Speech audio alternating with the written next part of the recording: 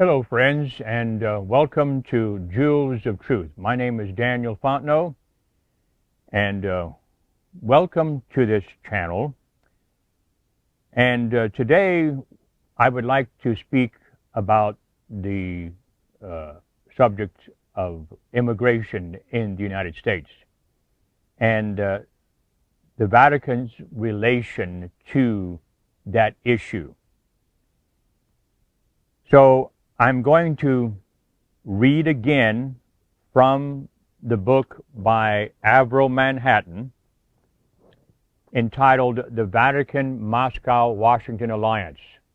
Okay, and he was a Vatican insider. And in chapter 33 of his book, starting at page 347, this is what this man has to say. By the time Christ was born, the world population had reached 300 millions. By 1850, 1 billion. By 1925, 2 billions. By 1965, 3 billions. By 1975, 4 billion. Now the current increase is 200,000 a day. By the year 2000, in less than 2 decades, it will be between 6 and 7 billions. Now, let me also add this, as I have said before in a previous episode or two. This book was written in 1982. Take note of that, 1982, because what this man, Averell Manhattan, says is almost a prophecy. The population of the Americas will increase in proportion with that of the world. Latin America, however, will outgrow that of the U.S., not only in numbers, but also in that of religious affiliation. Half of the total Catholic population of the entire world will be next door to the U.S. in Central and South America. I say again, half of the total population of the entire world, half of the total Catholic population of the entire world will be next door to the U.S. in Central and South America. The number of Catholics, however, will increase also inside the U.S., but disproportionately to the numerical strength of non-Catholics in North America. Such disproportionate Catholic growth will be due not so much to the efficient masterminding of the native Catholics via denominational education, birth control, and the like, but to another no less alarming factor, immigration, by legal and illegal infiltration. Immigration helped to build the U.S. Immigration out of control, however, might help to destroy it. This is happening now via the lawful and surreptitious intake of more and more bands of immigrants, which the U.S. appears unable to contain. Again, this is 1982. Most of these are Catholic-oriented. Most of these people that are coming into the U.S. are Catholic-oriented. It cannot be otherwise, since most come from Latin America. The borders of California, Arizona, and Texas are violated daily by large numbers of would-be immigrants, while others enter from Cuba, Puerto Rico, Haiti, and similar areas via disembarkation from the sea. Latin America has unlimited potentialities as a human reservoir. Its current immigratory pressure has already reached alarming proportions. In the future, unless checked, it might become unstoppable. Again, this is written in 1982. Mexico, for instance, with a population of about 60 million, is expected to double itself within the next 20 years. Now, it's been 41 years since 1982. We can only imagine what it is now. At the current level of 1 million per year, the general immigration in the U.S. account already for 50% of the annual U.S. population growth. The significance is portentous.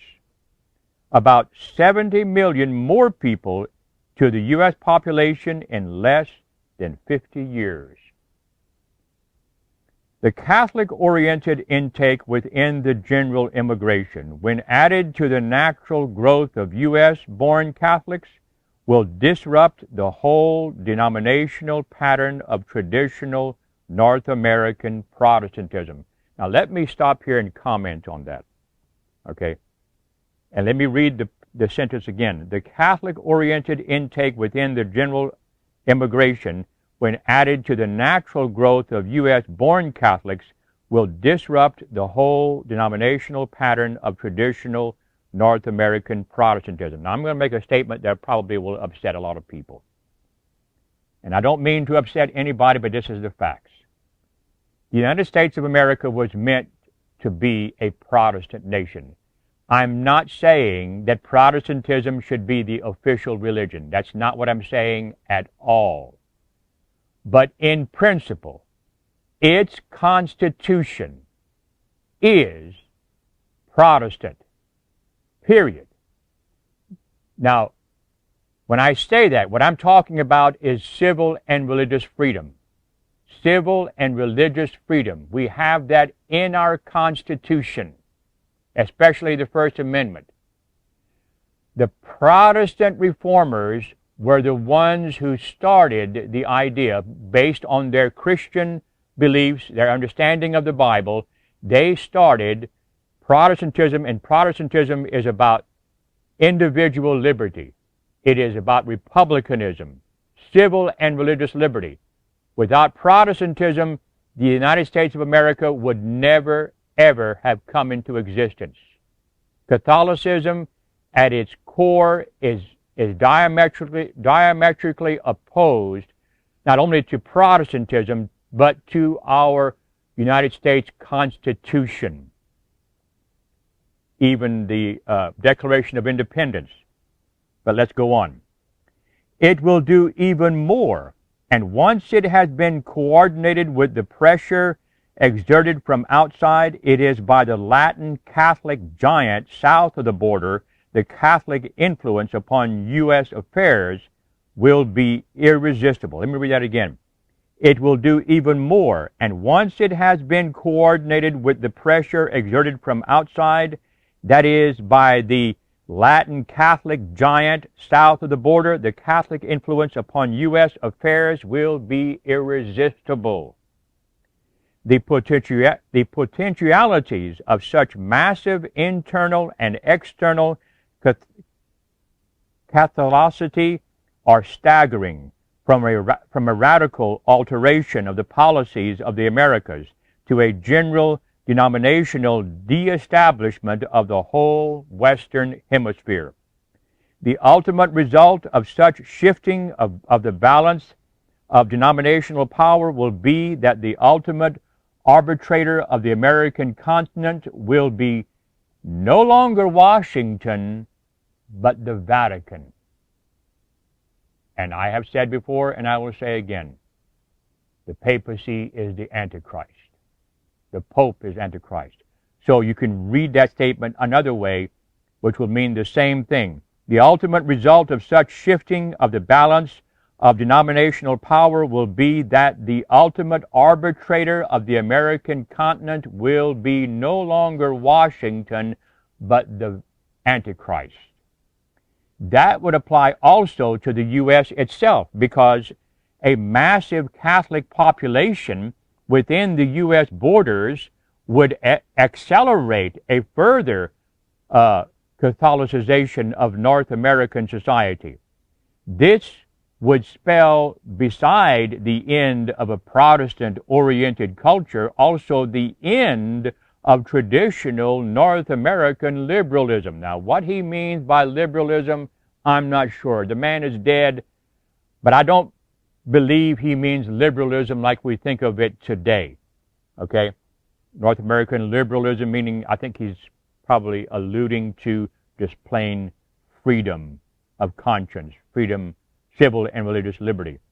The supremacy of a Marxist-oriented Catholic Church would bring with it the implantation of neo-Marxist tenets within the economic social structures of America.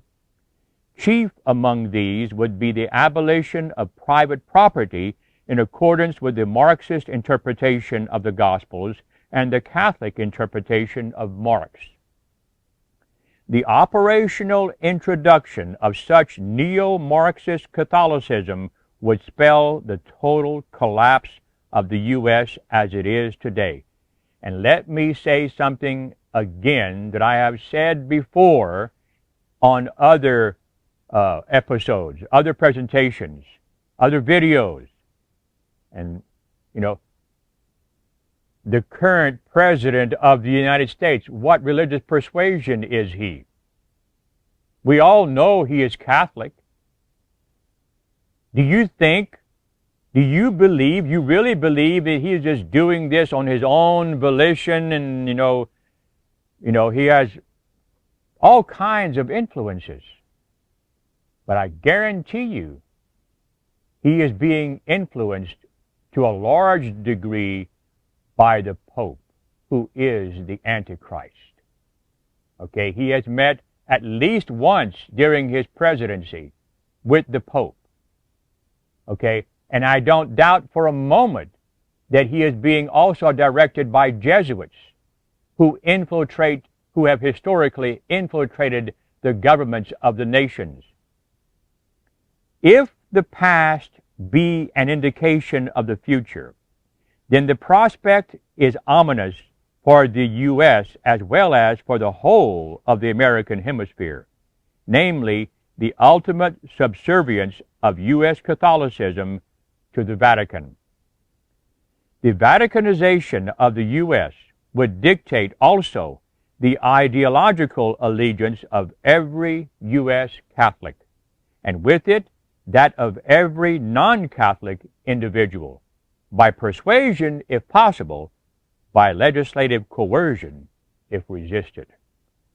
Should that ever occur, then the entire U.S.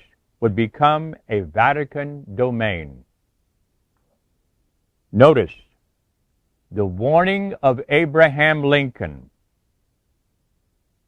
who said, "I can see a very dark cloud on the horizon, and the cloud is coming from Rome."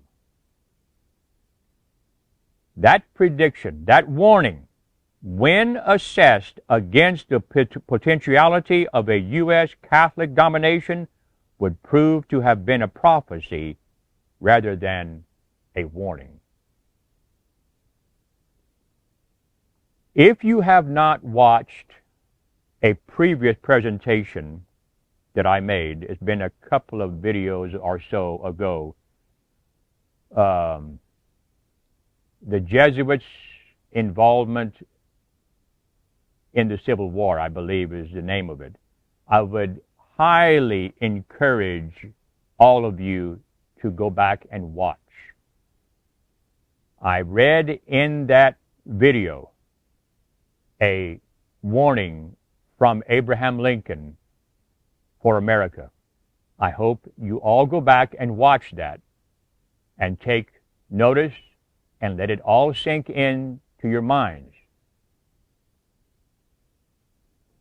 The United States is in grave danger from the Vatican, the Pope, the Antichrist. Grave danger.